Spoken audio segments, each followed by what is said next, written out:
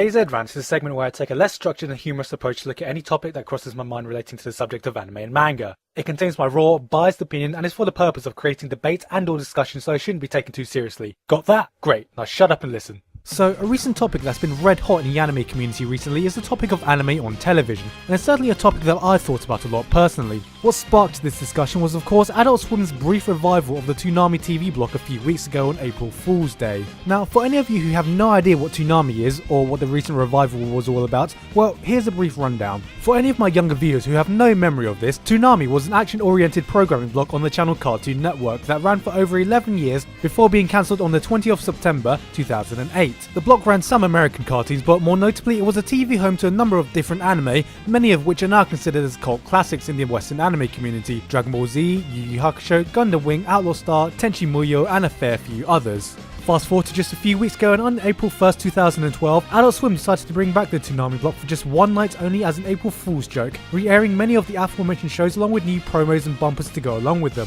Naturally, this drove the American anime fandom into a collective nostalgia-driven orgasm, instantly sparking a movement to try and bring back the Toonami block permanently, spearheaded by anime voice acting legend himself, Steve Blum.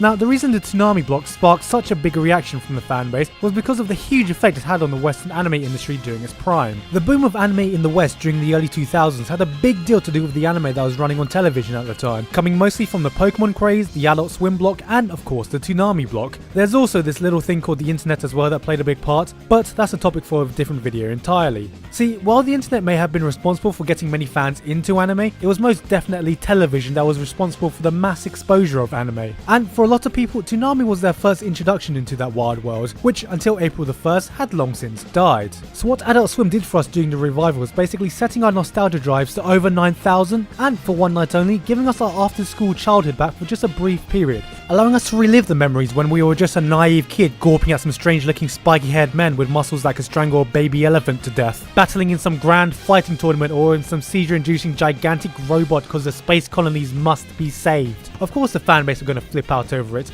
We're slaves to nostalgia. I mean, all I have to do to send half of you into a nostalgia driven frenzy is do this.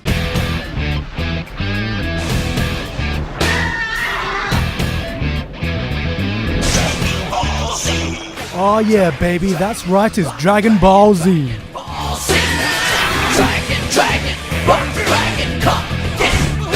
Though while I'm all for this movement and bringing more anime to television, it did lead me to ask myself a very simple question which doesn't just apply to Toonami, but to television as a medium in general. Nostalgia aside, is there still a point of anime being on television? Make no mistake, back when the Toonami and Adult Swim block were in their prime, it had a huge effect for anime in the West and no one is doubting their significance in the industry. But let's be honest here, what this movement is really about is trying to get back a part of our childhood that we long thought was dead. And there's nothing wrong with that. But as it stands now, for the current generation of anime watchers relying primarily on the internet, TV has become a redundant medium for us. There's no longer any need for us to rely on a fixed schedule or having to wait for the latest episodes. We pick what we watch when we want to watch it. Why would I need to worry about rushing back home after school to catch the latest episode of Dragon Ball Z when all the episodes are already available at my fingertips or through Funimation's millionth re-release of the damn thing? Why should I have to wait a week to find out what the latest developments in Gundam Wing are when I can just marathon the entire series at once on Crunchyroll? And even if they air more recent anime, they will still have to contend with these same problems. Back when Toonami was in its prime, TV didn't have to worry about this sort of competition. There was no DVR, no instant fan subtitles, no debate on subs versus dubs. TV was the only source where this stuff was available, and the internet was still a relatively new but growing phenomenon. In the present day, it's the internet that is king and TV that's been left behind, especially in a community that is obsessed with having the fastest and most up-to-date episodes from its original airtime in Japan.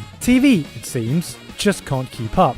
There's a reason why Toonami died in the first place, why Adult Swim is a shadow of his former self, and why just recently Verizon dropped Funimation channels from their services.